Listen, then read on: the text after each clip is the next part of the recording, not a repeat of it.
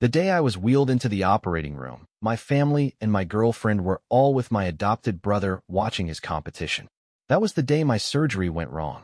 They removed the tumor from my brain, but the procedure damaged a nerve. I lost the ability to feel normal human emotions.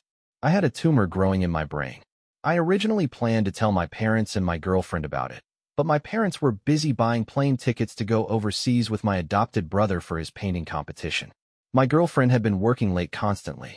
My fingers hovered over the chat window for a long time, but in the end, I deleted the message I typed out. I knew that even if I said something, no one would care. After all, in everyone's eyes, my existence wasn't worth a fraction of my adopted brother's. My adopted brother, Julian, was the son of my dad's old army buddy. When he was 6, a car accident took his parents' lives. Julian was pushed around and rejected by his relatives. He ended up on the streets, filthy and alone, until my dad, who was in town to pay his respects, found him. From then on, he became the second son in our family. That year I was 10 and Julian was 6. My parents told me, "Owen, you're a big boy now. You need to learn how to take care of your little brother." I didn't really know how to take care of a little brother. All I knew was that Julian always seemed weak and fragile. He didn't have to do anything. Just stand there looking at me with his tear-rimmed eyes, and everything that was mine would become his. When I was 10, I lost my bedroom and moved into the guest room. When I was 12, my piano lessons were canceled, the piano was sold, and the empty room became Julian's art studio.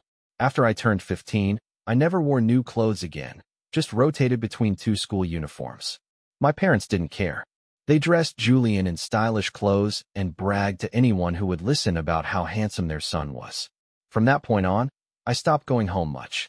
The year I was about to graduate from college, Julian went off to a university out of state. For a brief time, my parents remembered me. They called me often, asking about my life and occasionally sending me links to job postings in my city. Putting his friend's orphan through college was my dad's greatest life achievement. He was on top of the world. He said he wanted to come to my city to visit me. He also wanted to vet my girlfriend of 3 years and see if she was the real deal. I had long since stopped expecting anything from them. Still, I booked a hotel and a nice restaurant for their visit. I just didn't expect that Julian, whom I hadn't seen in ages, would be with them that day. His smile was so innocent, just like when he first came to our house. He smiled at my girlfriend like that all night long. Later, I saw Julian's profile picture pinned to the top of her texts. Before I was wheeled into surgery, I couldn't resist calling my parents. The call lasted only 3 seconds. I heard my parents' rushed voices on the other end. "Owen, we're about to board the plane. Your brother's competition is important. Whatever it is, we'll talk when we get back." They hung up before I could even get a word in. I stared at my phone screen, stunned. Just then, a new post from my girlfriend, Jane, popped up on my feed. She was going off to chase her own adventure. The picture was a plane ticket, and the destination printed on it was the same country where Julian's competition was being held. I stared blankly at the screen until my aunt, who was sitting beside me, couldn't take it anymore and gently took the phone from my hand. "I've already signed the consent form for you, so don't you worry. I'll take responsibility for anything that happens." She lovingly stroked my head and sighed. "Your father has been a fool for years, and you're the one who's suffered for it. Go on, honey. I'll be right here waiting for you when you get back." I was wheeled into the operating room, and the anesthesia slowly took effect. Before I lost consciousness, I couldn't help but wonder, if I died during the surgery, would my parents shed a tear for me? And Jane, I thought, when I get out of here, I have to tell her to her face. I knew she had moved on a long time ago. This time, I was the one who was done with her. The story with Jane wasn't exactly some epic romance, but back in college, it was a relationship all our teachers and classmates admired. It started with a cliché. The popular student body president, handsome and from a good family, helps a girl on the event staff who fainted from low blood sugar after working all day without eating. The second time we met, she had 2 pieces of candy saved in her pocket just for him. From then on, keeping candy in her pocket for me became Jane's habit.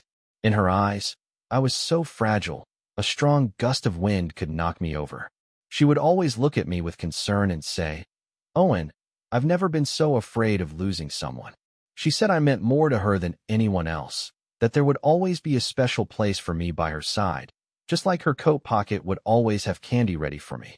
But the last time, after pulling an all-nighter for 2 back-to-back meetings, I reached into Jane's coat pocket. All I found was a bottle of perfume, Chanel Julian's favorite brand. I quietly put the perfume back in her pocket, and from then on, I learned to carry my own candy. My life split into 2 different paths when I was 10.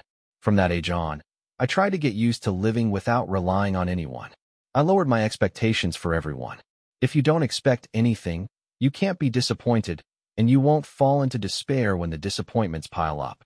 But I'm only human, and I was far from being as detached as I wanted to be. Jane spent a year pursuing me, and the next 3 years caring for me deeply. For 4 whole years, she slowly broke down my walls bit by bit, making me feel like I finally had someone I could rely on. But stories are always cliches. Just when I thought I had found someone I could truly trust, she had a change of heart. She fell for my adopted brother. At first, it was just pity for his tragic childhood. Then it was his lively personality that drew her in, capturing her attention at every turn. Later, she listened as Julian told her word by word about his passion for painting, and she witnessed his triumphs on stage. Finally, she realized her true feelings. Jane said she had never met anyone so special, so genuine, like a blazing fire. Because of him, she discovered for the first time that love was supposed to be a burning flame. What she felt for me, she said, was more like familial affection and daily routine. This is what Jane confessed one night when she was drunk. After that, she began meticulously planning how to pursue Julian and how to break up with me. Of course, I was planning the same thing. I would bow out of their world, but I wanted to do it with as much dignity as possible. It was something I'd done often in my first 20 years, getting used to being ignored and quietly disappearing. But all those thoughts changed the moment I opened my eyes after the surgery. I realized something. The one who should disappear wasn't me. The first person to notice the change in me was my aunt. She sat by my bedside peeling an apple and telling me funny stories to try and cheer me up. Then she realized I didn't seem to need cheering up. In her eyes, I had always been quiet and reserved, rarely voicing my own needs. But she could always see it in my eyes that deep down I still longed for my parents' affection, for the complete family love that should have been mine. But now that longing was gone. After the surgery, I was unerringly cold. So on the 5th day, she tentatively asked if I wanted to call my parents. I refused. In the past, even though my parents didn't care about what I was doing, I would always report back to them after any major event. But this time, I had no intention of contacting them. My aunt looked at me with growing concern. After a long moment, she sighed. She muttered to herself, "The way your father and mother are acting, they'll live to regret this one day." Another 2 weeks passed, and with my aunt's help, I was discharged from the hospital. During that time, the doctors came to check on my condition. When they asked if I felt anything unusual, I told them calmly, "I've never felt better." The chaotic emotions that used to cloud my mind and prevent me from thinking clearly were all gone. Now I could see many things with perfect calm and rationality. For instance, my parents truly didn't care about me, so I probably wouldn't get a share of their inheritance, but the responsibility of caring for them in their old age would likely fall on me. And the company that Jane and I started together, since I was always the one handling everything, the company would do just fine with only me. I would no longer beg them for affection, but when it came to the assets that were rightfully mine, I wouldn't give up a single cent. The day my aunt took me home, we ran into my parents and my adopted brother, the happy family returning from their trip. My adopted brother had won a major prize in his competition, and to celebrate, they had extended their trip abroad for another 2 weeks. Their social feeds were flooded with vacation photos, but not a single person had bothered to ask what my phone call was about that day. The cheerful family walked in the door and saw me standing in the living room, pale as a ghost. An awkward expression appeared on all 4 of their faces simultaneously. That's right, 4 of them. Jane was there too. "Owen, I won the grand prize. I invited Jane over to celebrate. You don't mind, do you?" Julian was the first to react. He quickly walked over and intimately linked his arm with mine. Jane snapped out of it too. She looked like she wanted to say something, but when her eyes met mine, she couldn't bring herself to tell any more lies in front of me. My parents also looked uncomfortable. They didn't say anything, just looked at me expectantly. It was as if they hoped I would be sensible and just let the whole thing slide. The old me would have. After all, I had always been their most low-maintenance child. But now, under their watchful eyes, I slowly and deliberately removed Julian's hand from my arm. Owen. Julian's eyes instantly turned red, and he looked like he was about to burst into tears. Owen, you're a grown man. Is it really necessary to pick on your little brother? Why are you being so immature? My dad immediately found his angle of attack and started yelling at me. Jane couldn't help but jump in to defend Julian. My mom stayed quiet, just letting them berate me without a word. That is, until my aunt, who had been upstairs packing my things, came down. She took my hand and started leading me toward the door. Only then did my dad and Jane stop talking. Stop. Where do you think you're going? This time it was my mom who spoke, the woman who loved to brag to outsiders about how easy I was to raise, only to turn around and give all the best things to Julian. To my place for some peace and quiet. If this child stays here with you, who knows when you'll bully him to death? My aunt shot back, turning to glare at them with red-rimmed eyes. My mom was taken aback. She didn't argue with my aunt, but turned her focus back to me. Owen, you're our son. Are you really going to leave with your aunt? Think about how bad that would look, she said, her brow furrowed slightly. Her tone was full of disapproval and a hint of resentment, as if my decision was causing her a huge inconvenience. She had always been like an expert at using a soft touch to make me feel guilty, but now I no longer felt that familiar pull on my heartstrings. So I told her the simple truth. Yes, my aunt was the one who signed my surgical consent form. From now on, she's the only family I recognize. What kind of nonsense is that? My dad's temper flared instantly. He strode forward to hit me, but Jane stopped him. My aunt seized the opportunity and quickly pulled me away.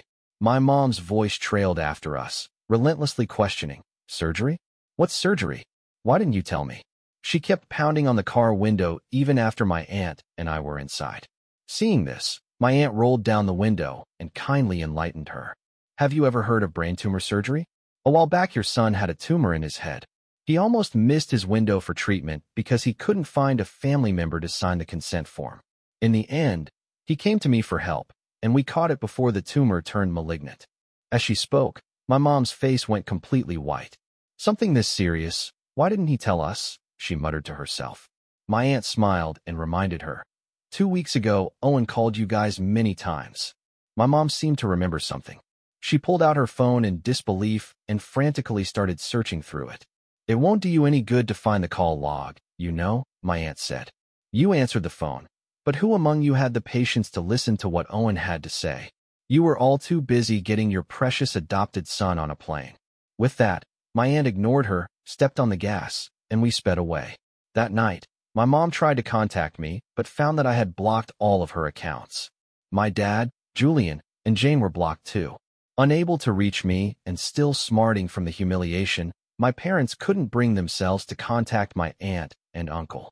Instead, they went around to all our relatives complaining about how petty and ungrateful I was. They said I was jealous of my brother's award-winning talent, that I didn't bother to tell my family I was sick, and that I'd embarrassed them by running to my aunt. When my aunt first saw what they were saying, she was so angry she had to laugh. She told me to ignore the group chat messages, then turned around and posted my medical records and the photos she'd taken of me in the hospital. She specifically tagged my parents in the family group chat. My aunt asked them how their consciences could be so corrupt. Their own son was seriously ill in the hospital, his life hanging by a thread multiple times because they delayed his surgery, yet to this day they hadn't offered a single word of concern. Instead, they downplayed a malignant brain tumor as a little thing and immediately started slandering their son, who was still in recovery. Their lies exposed, my parents flew into a rage in the family chat, sending a volley of long, angry voice messages back at my aunt. My aunt, however, didn't engage. She simply left the group. She told me, "Honey, what your father and mother did was wrong. I know you've done nothing wrong. If you feel sad, just cry it out. Don't bottle it up and hurt yourself." In response, I just looked at her calmly. I told her I wasn't sad at all. In fact, I hadn't felt a single ripple of emotion through the whole ordeal. Seeing my parents again, I no longer cared whether they were concerned about me or not. All I could think about was how to sever ties with them.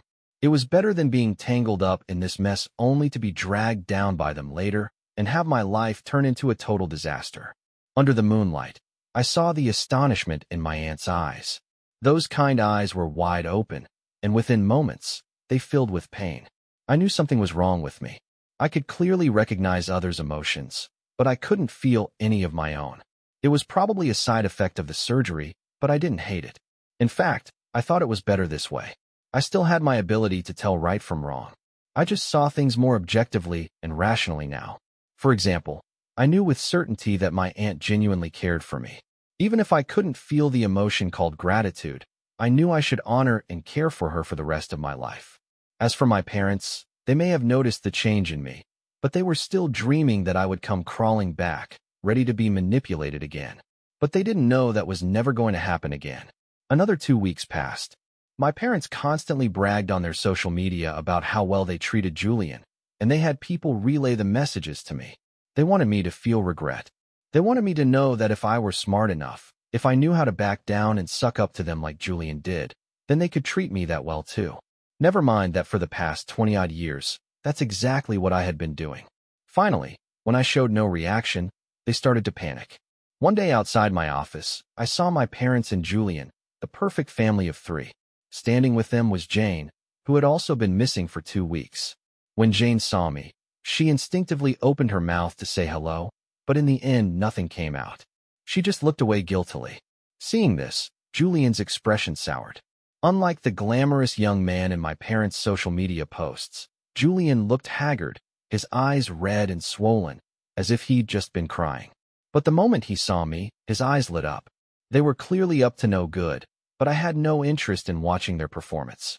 I was about to ignore them and walk inside when my dad grabbed my wrist. He said, "Owen, Julian is suffering from severe depression because he feels so guilty about what happened with you. The doctor says he needs his partner by his side. We've already spoken to Jane, and we know you'll do the right thing for your brother, won't you?" When I didn't answer, he added, "Julian is becoming quite a name in the art world now. We've invested so much money to build his career over the years. As his older brother, you can't just stand by and watch it all go down the drain." His sharp voice was giving me a headache. I silently pulled my hand away and looked at the 4 of them, each with their own ulterior motives.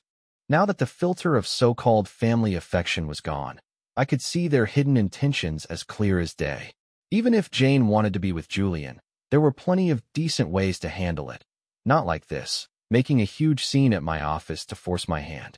Ultimately, they were just testing my limits, trying to see if I was still the same obedient son who would endlessly sacrifice his own interests to please them. "Fine," I said after a moment of thought.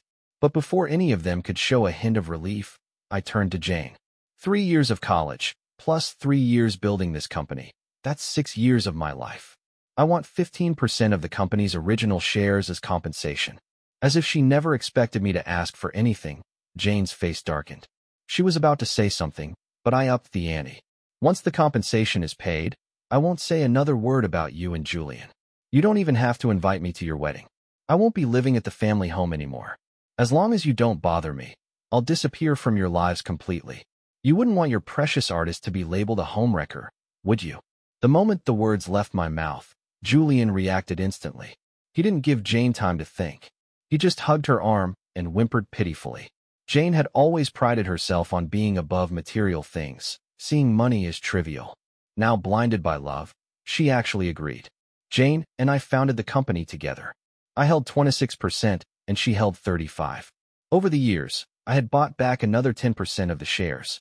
If Jane transferred hers to me, I would become the largest shareholder in the company, and Jane would inevitably be sidelined. To prevent her from changing her mind once she came to her senses, I immediately took out my phone and had my secretary prepare the documents. I also called a notary. The moment the shares were in my name, I wished Julian and Jane a long and happy life together with the utmost sincerity. I even walked them to the company entrance. Julian looked at me with the triumphant expression of a winner. "Owen, you've got your money. You can't bother Jane anymore, okay?" I smiled and called over a nearby security guard, ready to have them escorted out. My mother came around from behind him, her eyes fixed on me. "What do you mean you're never coming home again?" she asked. When I didn't respond, she clutched her chest and started accusing me. "You ungrateful child, are you trying to kill me?" She started putting on her act, pretending my words had made her physically ill. I would no longer feel guilty or give in to her feigned illnesses as I had in the past. I didn't even glance at her. I just turned to leave. Finally, the look of smug certainty in my mother's eyes vanished. "Honey, what's wrong?" she asked, grabbing the corner of my shirt. Her face was filled with panic and her voice trembled. She realized it. Her fake illnesses, her strategic retreats, all the old tricks she used to control me, no longer worked, because I didn't care about her anymore. I would no longer compromise for her. "Mrs. Hayes," I said softly, looking at her and the family standing behind her. "From now on, you all need to live your lives well." "You bastard. What is that supposed to mean?" My father, who had been silent until now, letting my mom do all the performing, suddenly got agitated. He rushed forward, hand raised to strike me. Jane tried to stop him, but Julian held her back firmly. In the chaos, a team of bodyguards I had called in advance stepped in front of me. Now it was my dad's turn to be stunned. He clutched his chest, looking like he was about to faint from anger. It was the exact same act my mom had pulled earlier. By this point, Jane had finally broken free from Julian's grasp and walked over to me. She looked at me with disapproval. "Owen, you can hate me, but your uncle and aunt are still your parents. You're going too far." "Uh-huh. Right," I said, having no time to waste on them. I simply looked down at my phone and started dealing with work. Jane was speechless at my indifferent attitude. She was about to say more, but I looked up at her, my expression completely serious. "Jane, there's nothing left for us to talk about. Your money is enough. I really don't want to have any more contact with you as a person." When she saw the cold, calm look on my face, a flicker of panic finally appeared in her expression. "By the way, given your unannounced 2-week absence, we can no longer trust you. The company has officially decided to remove you from your position as CEO. I hope you can maintain some professional courtesy and not make a scene. It would be best if you just disappeared."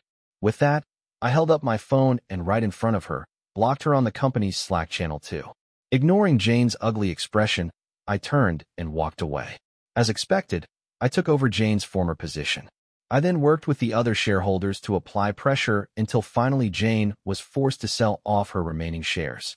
It seems that relationships really can get in the way of business. After getting rid of Jane, the company began to thrive. For Jane, while I was raking in profits, she was still lost in her role as a lovesick heroine, fully dedicated to her romance with her ex-fiancé's brother. Even then, they still thought they were the winners. Julian became incredibly ostentatious, constantly taking Jane and my parents to check in at various places on social media, showing off their perfect family and love life. Of course, Jane footed the bill for everything. My parents' finances had been tight since they retired. Over the years, all their savings had been poured into paving the way for Julian's art career. They had relied on me to maintain their facade of prosperity, and now the whole family had seamlessly latched onto Jane as their new cash cow. The relatives who used to interact with them didn't know the real story and showered them with praise for finding such a great catch. Just as they were all eagerly spreading the word about how happy their little family of 4 was, I bought my aunt a new house.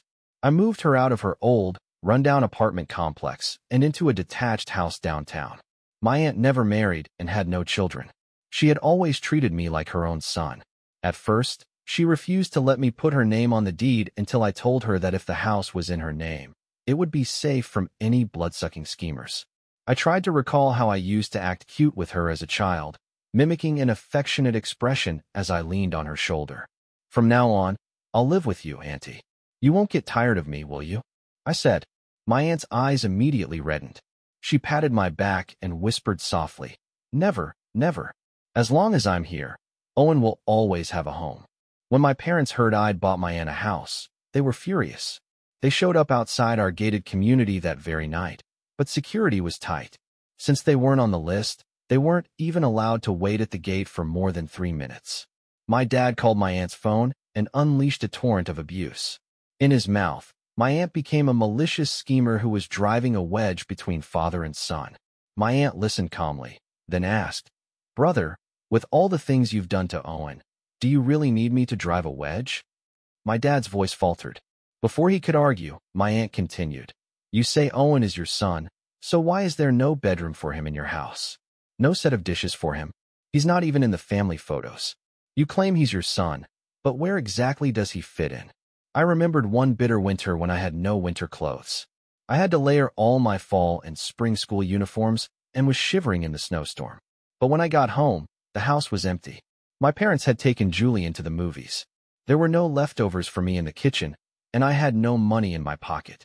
Before I passed out, I used my last bit of strength to walk to the entrance of my aunt's apartment complex. My aunt lived 5 long blocks away from my house. It felt like the longest journey of my life. If I had collapsed anywhere in that storm, I would have never reached my safe harbor. Luckily, I made it. At the gate, I saw my aunt coming down to throw out the trash, holding an umbrella. I saw the shock and worry on her face as she rushed over and hugged my freezing, numb body. From that day on, I had a home again. My room was at my aunt's house. My dishes were at her table. She even bought back the very same piano that had been sold, placing it quietly in her living room. I had long forgotten how to play, but that day I made a silent vow. As long as I was here, I would be my aunt's greatest support in her later years. So now when my dad on the phone was stumped by my aunt's questions and started spewing curses, I calmly took the phone and spoke. Forget about the new house. Say one more word, and you won't even have a roof over your heads.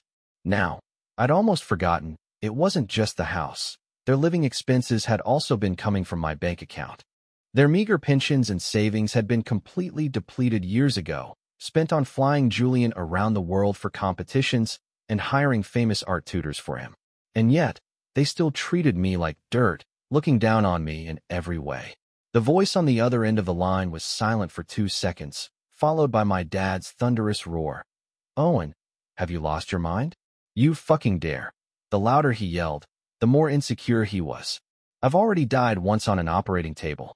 There's nothing I don't dare to do now, Mr. Hayes," I stated calmly.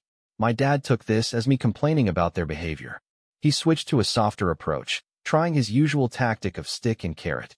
He said, "In the end, you're just upset that we care so much about your brother. Why don't you think about how pitiful your brother is? It seems you really think your current place is too spacious." I hung up and immediately contacted a real estate agent. While I was preparing to sell the house, my dad and his family didn't give up. To force me to show myself, they started stalking me and causing scenes wherever I went. I ignored them for 3 days, had someone record everything to gather enough evidence, and then I called the police. Soon, they were detained for 15 days for disturbing the peace. My parents had always thought of themselves as respectable people. They never imagined they'd be sent to a police station by their own son in their old age. They cursed me out in front of the police, loudly recounting my supposed lack of filial piety. It was noisy. I put in my earplugs and told the mediating officer that I would absolutely not agree to a reconciliation. As he was being led away, the father who had always been a figure of authority in my memory looked at me with a hint of fear, realizing that I might actually cut them off for good. His tone softened. He called my name. Owen, Owen, over and over, a term of endearment I hadn't dared to hope for since I was 10. But I was devoid of emotion now. I wouldn't feel sorry for him. Unfortunately, Julian managed to get away. The moment my parents were taken away, he and Jane skipped town for a vacation. To protect the reputation of the rising art star they had so carefully cultivated, my parents insisted that they had orchestrated everything themselves and that Julian had absolutely nothing to do with it. I pictured Julian's smug, troublemaking face and figured I'd get my chance with him sooner or later. So I used this time to sell the old house at a low price to a tough-looking guy with full sleeves who looked like he had connections. And so, before my parents were even released, Julian returned from his trip to stand in front of his former home, unable to get in. Apparently, Julian didn't believe the house was gone and banged on the door for a long time, demanding an explanation. When the door opened and he saw the new owner, a man standing 6'3", he was too scared to say another word. In the end, Jane had to pick him up and take him to her place. A couple of days later, my parents were released. When they heard I had sold the house, they cursed up a storm again, but no one dared to come and bother me. Survival was now their main concern. So very quickly, my parents packed their bags and moved into Jane's house in the middle of the night. At first, Jane was very welcoming, but my parents had gotten used to bossing me around for years. Having lost their favorite punching bag, it wasn't long before they started showing their nasty tempers to Jane. Jane wasn't someone who had ever been pushed around. Soon, They had their first major fight. Not long after, my parents moved out of Jane's house. She rented a separate apartment for them halfway across the city. My parents complained endlessly to Julian about it. They said that when Jane was with me, she was never this disrespectful to them. Why couldn't Julian say something to her? But Julian himself was relying on Jane's money for his art career. How could he possibly stand up to her? Over time, to maintain his relationship with Jane, Julian started to distance himself from my parents. One day, Julian was visiting my parents and heard them complaining about Jane again. They also reminisced about how easy life was when I was taking care of them. It was their classic build one person up to tear another down. In the end, it was all for their own benefit. But Julian wasn't falling for it. He had had enough. He immediately smashed everything he could get his hands on in the apartment, then stood with his hands on his hips and asked my parents, since they thought I was so great, why didn't they go find me? It was the first time he had ever lost his temper in front of them. Now that he had Jane wrapped around his finger, his family was just an accessory to him. He no longer needed to walk on eggshells around anyone. The fight they had that day was epic. The main combatant was my mother. She was wailing at the door of the rental, pulling Julian's hair one moment, calling him an ungrateful brat who had betrayed all her years of guidance and investment. The next moment, she was cursing me for being cruel, saying that things had been this way for years, so what if they missed one surgery? Why did I have to make such a big deal out of it? My dad, feeling embarrassed, just smoked silently inside the house. Julian fought back, trading insults with my mom, calling her a blood-sucking, insatiable vampire. The whole thing ended only when the entire floor of neighbors came out to watch the spectacle. The incident became notorious. All the relatives who used to flatter them scattered and cut off contact. One relative told me about my parents' situation, sighing as she spoke. Back then, your parents loved to hear people praise them for being such good guardians. They'd say how they raised Julian, an army buddy's son, like a prince, all because they were so kind-hearted. Who would have thought they were raising an ungrateful traitor? As she spoke, she kept glancing at me, a fawning smile on her face. Owen, I have to say, your aunt has a good eye. She picked a real gem in you. Now all she has to do is enjoy her golden years. My aunt, however, was not impressed. She unceremoniously kicked the woman out. The moment the door closed, she was still fuming. When you were little, she was always making fun of you, calling you a wild child. Now that her son is graduating and needs a job, she's suddenly singing your praises. These people always kissing up and kicking down. Give me a break. I didn't feel much about it. I had met too many people like that in the first half of my life. But under the warm yellow light, watching my aunt worry about me, a sudden, subtle warmth bloomed in my chest. Fleeting as it was only then that I vaguely realized that my aunt's dark hair was now streaked with silver. I walked over and took her hand, telling her not to be angry, that I would take her out for a big meal. Auntie, I said, she was wrong.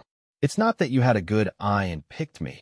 It's that I was lucky enough to meet you, to have met someone in this mundane world who would shelter me from the wind and rain without any complaint. Under the light, my aunt's eyes gradually reddened. She couldn't help but turn away to wipe her eyes. After a while, she turned back to me with a smile. What silly things are you saying? She said. I'm your aunt, your blood relative. It's only natural that I love you. I worked harder than ever. Because I saw things with such rationality and objectivity, the company's profits multiplied. My net worth soared along with it. The next time I saw Jane was at a business gala hosted by a partner. Jane was wearing a meticulously tailored suit, her hair perfectly styled, but even that couldn't hide the weariness on her once vibrant face. On closer inspection, her suit was from last season. It seemed that supporting a family of vampires wasn't easy on her either. Promoting Julian's art cost a fortune, and my parents' living expenses weren't cheap. It would have been one thing if Jane were willing to ask her family for help, but her parents had extremely high standards. They hadn't approved of me when I was starting from scratch with Jane. Now they looked down on Julian, who only knew how to leech off others, even more. If Jane wanted her family's support, she would have to break up with Julian first. It was clear she was deeply in love.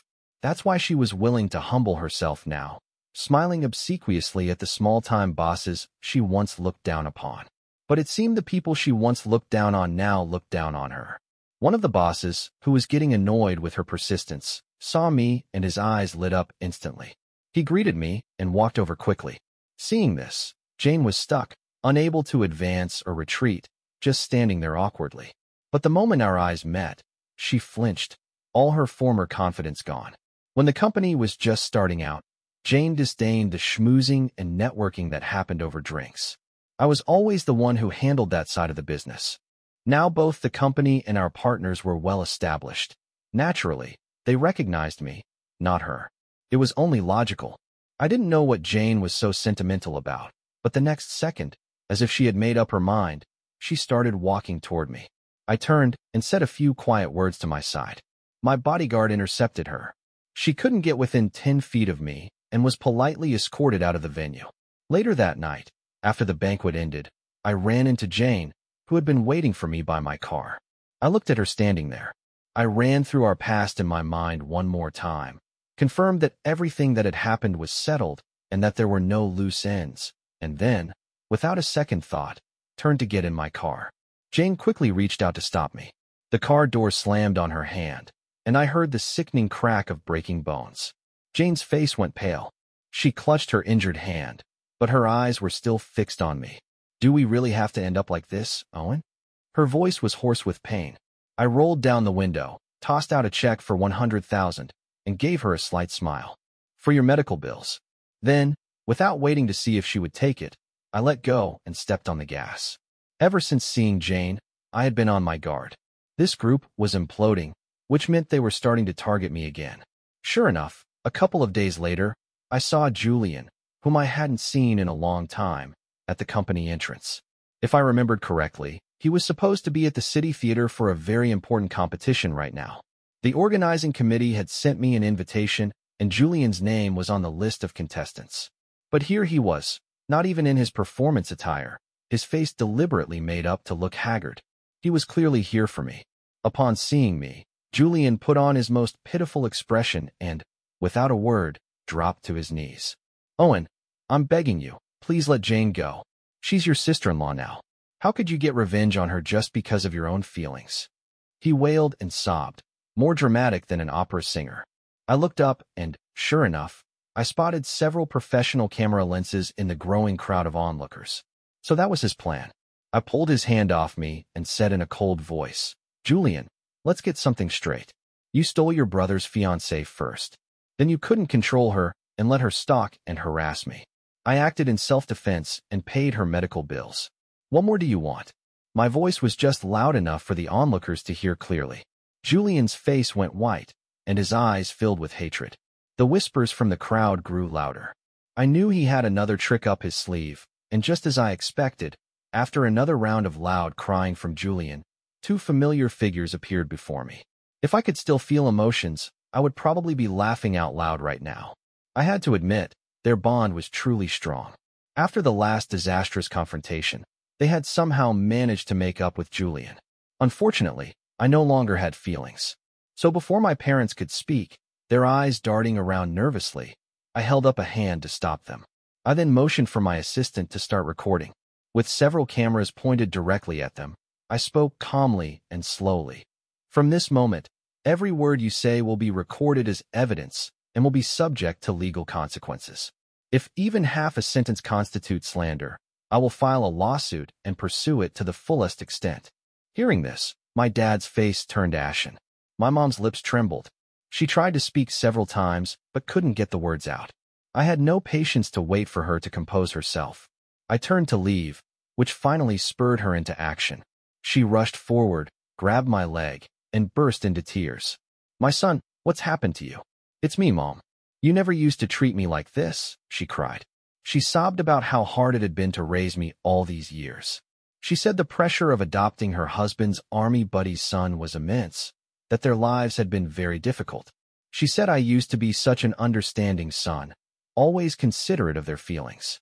How could one missed surgery change me so much? "Owen, Mom is so sorry. The days you wouldn't talk to me, I was miserable every single day." The face that had always looked down on me with superiority was now wrinkled and frail. She looked up at me, her tears seeming more genuine this time. When I remained unmoved, she tightened her grip on my leg. "Are you really going to treat your mother like this? Don't you want me anymore?" I looked down into her tear-filled eyes, my heart completely still as I was calculating how to respond without causing too much damage to the company's image. A pair of strong hands suddenly pulled her off my leg. I looked up to see my aunt, her eyes red with fury. "Get out," she yelled, pointing at my parents and Julian like a lioness protecting her cub. "I have proof of everything you've done," she said. "Don't force me to make it all public," she continued. "Owen has suffered so much to get where he is today. Now that his life is finally getting better, you show up to torment him again? Are you even his parents? That's enough. This is our family business. It's not your place to interfere," my dad shouted from a short distance away. At this, my aunt gave a grim smile and, pointing at the silent Julian, addressed the crowd. "Everyone, this is my brother's adopted son, the man for whom my brother abandoned his own flesh and blood." Julian flinched as he was called out. He seemed to realize what was happening and lunged at my aunt, trying to stop her from speaking, but it was too late. My aunt turned back to my mother, who was still on the ground, and shouted, "My brother doesn't have a deceased army buddy. The boy he adopted is the son he had with his first love after he was already married." The words hit like a bolt of lightning, jolting my mother, who had been staring blankly, back to her feet. She looked at my dad with a mixture of shock and fury, but she was still uncertain. It wasn't until Julian, unable to take the pressure, turned and tried to disappear into the crowd that my mom was snapped back to reality. She rushed over, grabbed him, and studied his face carefully for a moment. Then she slapped him hard across the face. Julian cried out in pain. It was a heavy blow. Since coming to our family at the age of 6, Julian had been treated like a precious jewel by my parents. He had never been treated like this before. His usually innocent eyes filled with tears, but his tears only seemed to provoke my mother further. "You bastard! You bastard! I treated you like my own son, and this is how you repay me." My mother grabbed anything she could find and used it as a weapon, striking Julian again and again. He dodged clumsily while looking to my dad for help. The crowd was just watching the show. No one had expected that the family who came to confront me would end up imploding on themselves. The paparazzi Julian had hired had long since been escorted away by my private security. As my aunt was leading me away, the scene had escalated to my dad taking a slap for Julian, then pinning my mom to the ground and hitting her. Seeing things get out of control, security guards rushed in to clear the area again. Their family ended up at the police station once more. Only this time, I brought the paparazzi he had hired and the pre-written news articles they were going to use to slander me, inciting a disturbance and spreading rumors. Julian couldn't escape the charges. In the end, it was Jane, one hand still bandaged, who rushed over from her home to bail them out. The massive scene at my company's entrance had long since become a trending topic locally. Jane probably knew what had happened on her way over, but when she saw the disheveled Julian at the police station, her face was still full of disbelief. "Julian, weren't you supposed to be at the competition?" she asked, her eyes fixed on him. When she noticed that the clothes under his jacket weren't his performance outfit either, she fell silent. Jane had fallen in love with his persona as an artist obsessed with his craft. She supported Julian's painting as if she were making up for her own past, for the rule-following girl who never dared to chase her dreams. She had even swallowed her pride for him, humbling herself to deal with the daily grind of life. But now that persona was on the verge of collapse. To come and slander his adoptive brother, Julian had easily given up the competition he claimed was more important than his own life. People are like that sometimes. In the heat of the moment, they can be reckless, but falling out of love can happen in an instant. Seeing the doubt in Jane's eyes, Julian was clearly panicked. Tears rolled down his cheeks as he quickly explained, "Jane, it's not like that. It was Owen. He had people sabotage me at the competition. I had no choice but to do this. I was just trying to get him to leave me alone." This was Julian's original show up at my company, team up with my parents to smear my name and paint me as a jealous, evil brother who framed him. Then he would use the opportunity to claim I had rigged the competition so he couldn't win. He would miss this one competition, but the publicity would make him famous. It was a win-win for him. It was a risky move, but Julian was emboldened, knowing my family would back him up. He thought he could crucify me with public opinion, but he never expected my aunt to find out that he was the product of my dad's affair. One wrong move, and he lost the whole game. And even now, he was still trying to pin the blame on me. But before Jane had even walked in, my assistant had already laid out the entire sequence of events for her. That included the transaction records between Julian and the paparazzi and the slanderous stories they had prepared. Many of the events they described hadn't even happened yet. They spoke of them with such conviction. The competition's organizing committee had also issued a statement. They had a decades-long reputation to uphold and were furious that Julian had not only skipped the competition, but was also planning to slander them. Some of the senior members were friends with Jane's parents. No matter how much Jane tried to cover for him, they already knew all about Julian. Jane's plan to slowly build Julian's fame and then introduce him to her family was now in ruins. I don't know what state of mind she was in when she came to see Julian, but the fact that he lied to her face the moment he saw her sealed his fate with her. The illusion was shattered. Jane's gaze turned cold. She didn't say another word, just turned and walked away. Julian was left stunned, watching his last hope disappear. Without Jane to pay his fines, Julian was served with a 15-day detention. During that time, the art competition committee sued Julian. With Jane's parents pulling strings, 15 days were extended to 2 months. My parents were locked up with him. After living a life of prestige, they were now being sent to jail twice in 1 year in their old age. The scandal of the affair was also exposed. All the praise my mother had received for adopting Julian now turned into an equal amount of ridicule and scorn. Before she was taken away, she asked me one last time if I really wanted things to end like this. I turned around and told her very seriously, word for word, that I wasn't making a scene. I had just been swept along by life for so many years, and now I wanted to break free from the undertow. I just wanted to live my own life, no longer held hostage by family ties, no longer holding out hope for people who didn't deserve it, no longer sacrificing myself just to get a crumb of their attention. Do you understand? I stopped loving you a long time ago. This is the last time I will call you this. Let's just go our separate ways from now on, Mom and Dad. As the last words fell, I couldn't read my dad's expression. I turned to leave. In my peripheral vision, I saw that my mom was already in tears. Seeing me go, she opened her mouth frantically, but ultimately said nothing. By now, she probably did regret it. She had given her whole life to this only to push her own son away and end up raising someone else's child. But what did any of that have to do with me? In my first 20-something years, I had shed more than enough tears for them.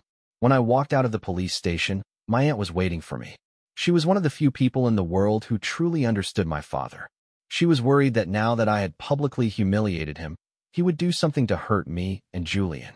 My aunt said, the worry in her eyes deepening, "He's not the type to stay quiet." I gently placed my hand over hers and told her that we weren't as weak as we used to be. We would handle whatever came our way. Hearing this, my aunt finally relaxed a little. After that, I had someone keep an eye on Julian's family. I knew that Jane and Julian had broken up. Julian refused to accept it, even causing scenes at her parents' house several times, which resulted in him getting beaten up badly. After all the years and all the money my parents had invested, Julian was blacklisted from the national art scene overnight. He simply vanished. Having lost his support system, Julian crawled back to my dad, clinging to my parents. The sight of Julian now only filled my mother with resentment. She wanted to divorce my dad, but he refused. So she took out her anger on Julian, hitting and cursing him daily. During this time, my business continued to grow, showing potential for expansion into overseas markets. Jane's parents, who once looked down on me, now sent me invitations. Jane herself tried to contact me numerous times, but I never once responded. Later, at a banquet, Jane and I met again. She seemed much more mature than before, but her gaze was filled with melancholy when she looked at me. "Owen, you've become so successful, I almost don't recognize you anymore," she said, her eyes not knowing where to look. A person who had been confident for most of her life couldn't even stand up straight in front of me now. She hadn't changed much, but she had lost her former pride. As if afraid I would have her thrown out, Jane started talking quickly. He said she had always owed me a face-to-face apology. She said that after all this time, she finally realized she had never truly loved Julian. She had just projected her own desires onto him, thinking she could find her true self through him. It's only now that I realize how naive I was. It was only after I lost you that I understood what I had truly thrown away. I had little patience for her speech. Finally, I couldn't take it anymore and stood up to leave. Owen. Jane called my name loudly from behind me. Can we start over? No. I'm not interested in trash, I said with a smile, rejecting her without a hint of politeness. Jane, no matter how nicely you put it, it doesn't change the fact that you cheated on me because you couldn't resist a new thrill. The fact that you have the nerve to show your face in front of me is truly shameless. Once the filter I had for Jane was gone, I realized that the person I had once worshipped was nothing special. Besides, I had long since surpassed the position she once held. From now on, I would be the one to light up my own life. Perhaps the shock of my rejection was too much. Not long after, I heard that Jane and Julian had gotten back together. It's true what they say, once a cheater, always a cheater. Only this time, Julian no longer enjoyed the pampered treatment he once had. Jane showed him her cruel side without mercy. She frequently beat him, not only that, but she also verbally degraded him, calling him the most despicable man on earth. She looked down on him, yet she sought to find her dignity and satisfaction through him. While they were entangled in their toxic relationship, my parents surprisingly reconciled. I heard my mom was pregnant again. Having a child late in life made her completely abandon the idea of divorce, and she even accepted Julian back into her life. On a stormy, rainy last night, an urgent call from an unknown number came to my phone. When I answered, it was my dad's panicked voice. Owen, your mother fell at home. She's bleeding a lot. We don't know what to do. I'm begging you, please come see her.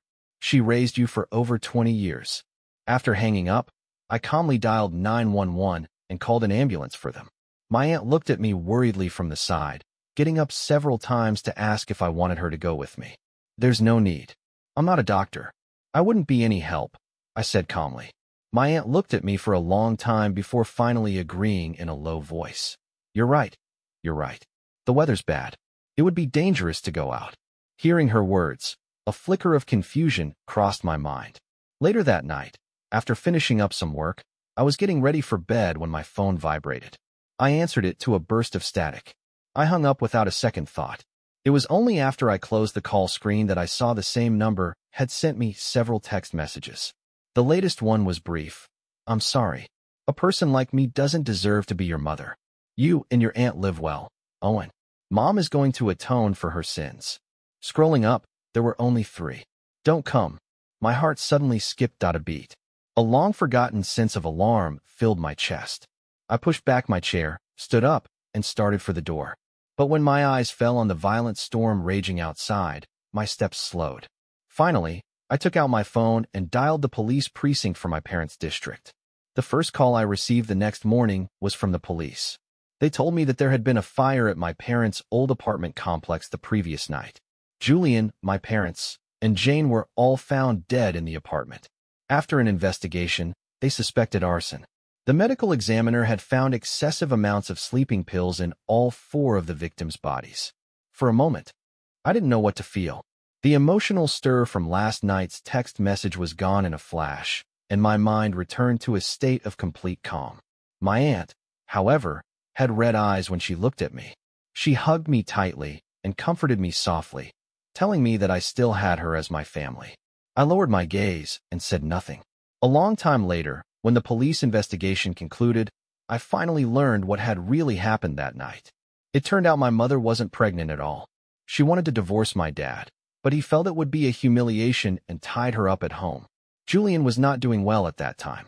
Thanks to Jane's parents, his reputation was ruined at his university, and he was blacklisted in the art world. He was a shootin', taking out his frustrations on my mother. Of course, the person he hated most was me. He blamed me for his current situation. Plus, Jane was constantly playing games with him, often using me to belittle him.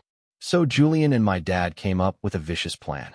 They wanted to use my mom to lure me over, then stage an accident to kill me and divide up my assets. My mother found out about the plan, and she offered to help them. In my dad's eyes, my mother hated me as much as he did, so he didn't suspect her.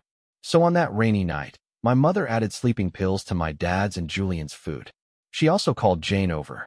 Although Jane looked down on Julian, she still respected my mother. When she arrived, she was drugged as well. My mother laid the 3 of them out neatly together, then turned on the gas stove.